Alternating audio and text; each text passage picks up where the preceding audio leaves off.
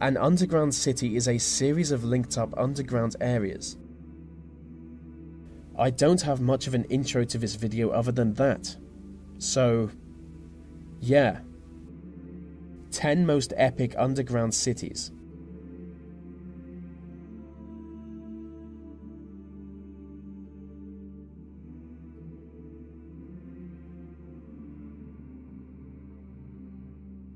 Deep inside the Waliska salt mine in Poland is a huge underground city.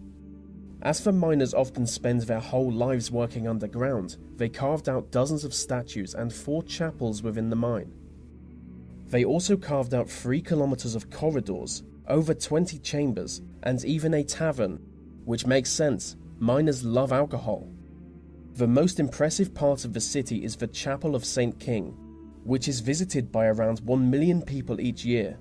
The city also features an underground lake, and according to local mythology, a family of goblins live on an artificial island in the middle of the lake. The mine was built in the 13th century and produced salt from then until 2007. Many of the statues in the mine depict mythical creatures, so it sounds like a fun place. Apart from all the drunk tourists.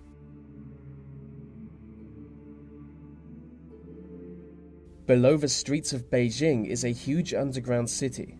Built by Chairman Mao during the 1970s, its purpose was to house the population of Beijing in the event of a nuclear war with the Soviet Union. Stretching 85 square kilometers, it is often referred to as the Underground Great Wall. It was constructed by over 300,000 workers and dug mostly by hand, which doesn't sound like it would be very effective. But built inside the city are schools, hospitals, farms, factories, theatres, warehouses, and living areas. The complex had water and gas-proof hatches, as well as huge concrete doors to protect those inside. Entrances were hidden in shops across Beijing city centre.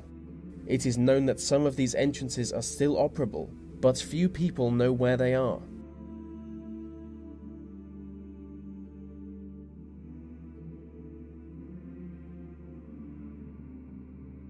Beginning in 2018, a planned city will be constructed underneath the canals of Amsterdam.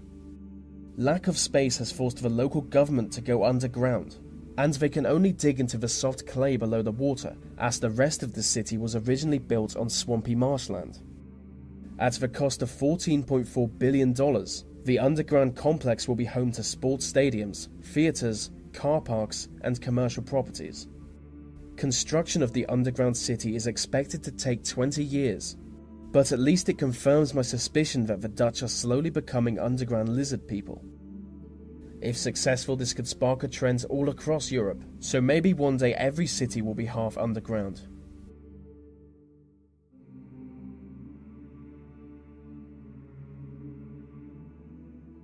Coober Pedy is an underground town in South Australia.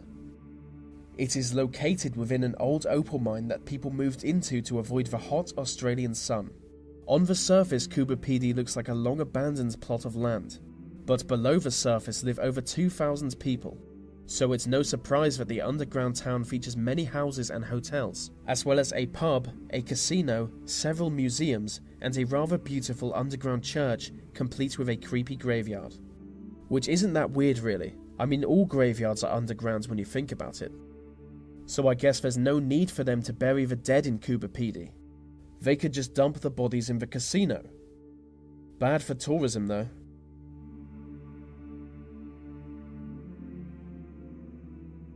Under the streets of Bucharest in Romania is a dark network of sewer tunnels, and inside this huge network lives a community of HIV-infected drug addicts.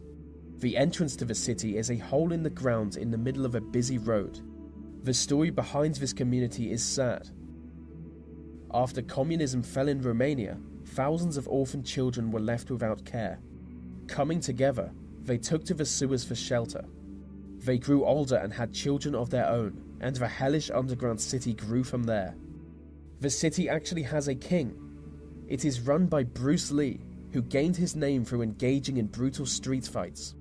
Just days ago, Bruce Lee was arrested on charges of drug dealing, and every member of the city was evicted from the tunnels.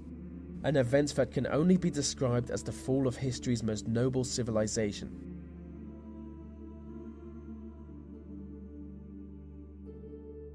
Underneath the Canadian town of Moose Jaw is a network of hidden tunnels. The tunnels were built in 1908 for Chinese workers to hide from racist authorities. At the time, the Canadian government introduced a special tax just for Chinese immigrants, so people started digging to avoid the tax. And as time went on, people started bringing their entire families, which led to the creation of the underground city. During the Prohibition era, the railway line connecting Moose Jaw to Chicago was used to import illegal booze. This, combined with Moose Jaw's high number of casinos and brothels, led it to being known as Little Chicago. The tunnels were recently rediscovered after being abandoned and forgotten about.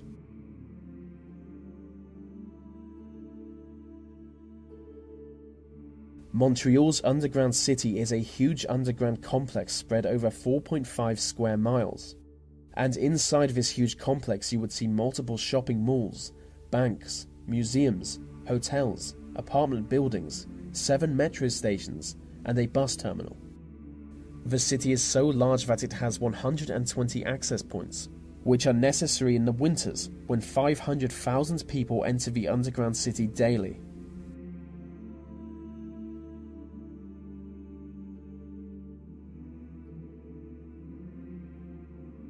Matmata is an underground town in Tunisia. The town was created by digging large pits into the ground and then digging into the pit walls to create houses. These houses are connected to other structures by underground tunnels.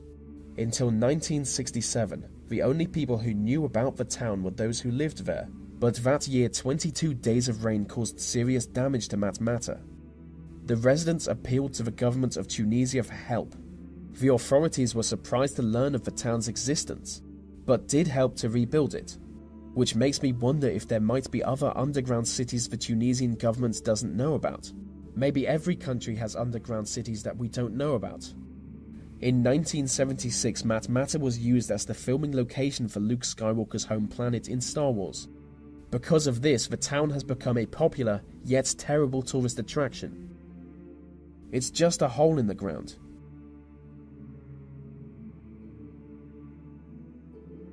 The underground city of Derinkuyu is an ancient underground multi-level city located in Turkey.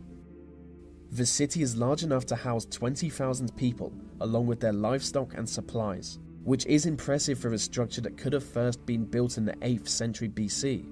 After being lost to time, Derinkuyu was rediscovered in 1963 during the renovation of a nearby house. A cave passage was opened to reveal a structure stretching 280 feet into the ground. The city is facilitated by 13 stories of ventilation shafts, and is seen as an achievement in engineering equal to the construction of the pyramids. No one knows what forced the people of Derinkuyu to live underground, but it was almost certainly to hide from their rivals. The city entrances are guarded by 1,000-pound stone doors that can only be opened or closed from inside the tunnels.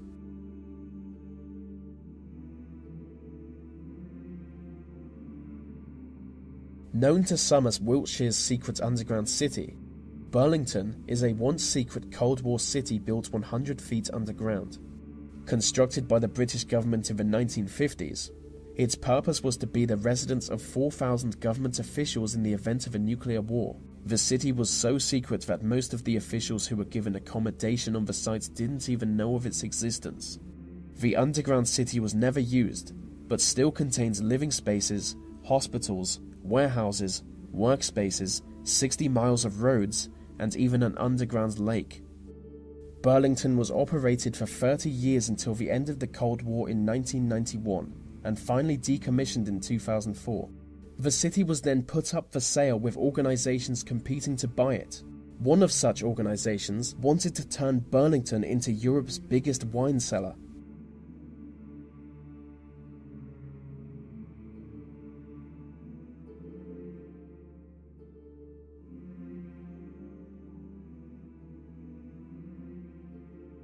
And so that brings us to the end of our list on underground cities. These videos take a long time to produce, so I really appreciate every like, comment, share, and new subscriber.